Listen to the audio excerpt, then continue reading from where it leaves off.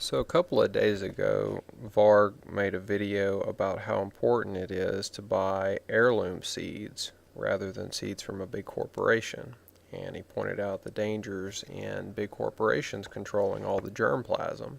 So I thought I would add to that by describing a scenario that I've read about. The way that I did this research was I went to archive.org and I read some old agricultural manuals from the turn of the last century, somewhere between 1890 and 1920 is when most of this stuff was written, back when people cared about this kind of thing. So there are local and state agricultural organizations and state research outlets, outposts that would do experiments with different cultivars of plants and then publish the results for the farmers to use. So we're specifically going to look at corn. These first two pictures are showing a wide diversity of corn, and this is from a growers organization in Ohio from 1908. You probably haven't ever seen most of these types of corn. If you have seen any kind of corn, it's probably just the sweet corn from the grocery store, and that's it. Maybe you saw some feed corn one time, but most of these are going to be foreign. They do, however, all have specific uses and places where they can be grown easily and at an advantage over other types.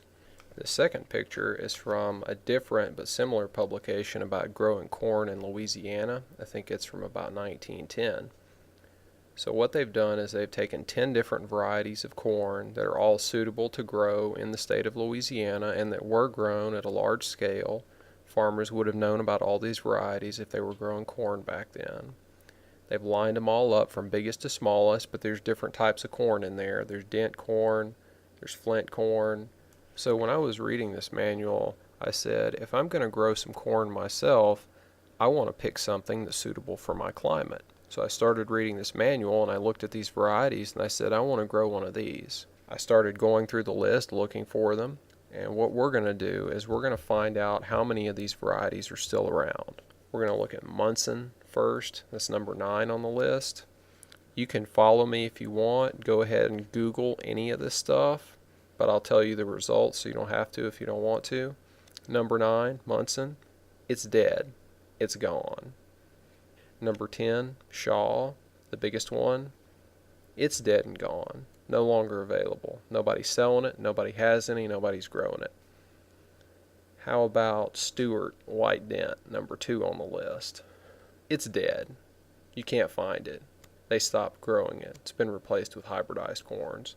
So you get where I'm going with this. Most of this stuff isn't available. It doesn't exist anymore. But where did the hybrid corn come from? It had to come from some of this stuff, right? Square Deal, Royal Semi-Flint, and Yellow Creole. That's going to be 4, 5, and 6 on the list. They're not actually dead. They're just being held hostage.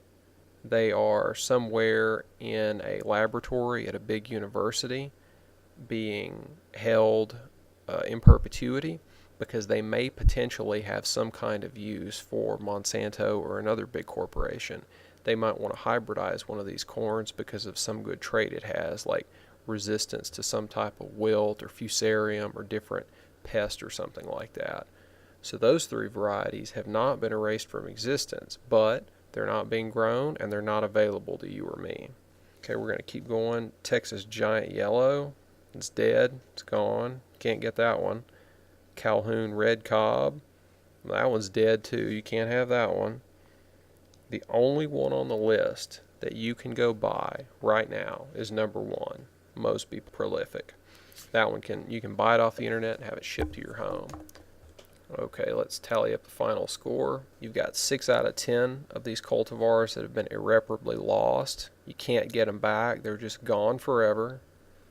You have 3 that are still around, but they're only available to people like Monsanto and some researchers somewhere. You can't get them. You can't grow them. You can't even buy them. They won't even sell them to you. You have 1 that's available for purchase that you can grow yourself. So how many man-hours of labor have been wasted by losing these cultivars? Hundreds of thousands, maybe millions, probably more like millions. You know, it takes 1 year just to grow one variety of corn. So how many generations does it take to produce all these differences? Reliance on international corporations when these cultivars disappear. Yes, because you don't have any alternatives. So what's the solution? Don't lose any more. The best time to plant a tree is 10 years ago. The second best time is today. It would have been a lot better if all these cultivars were still around and we could still use them, but since they're gone, we just have to deal with that.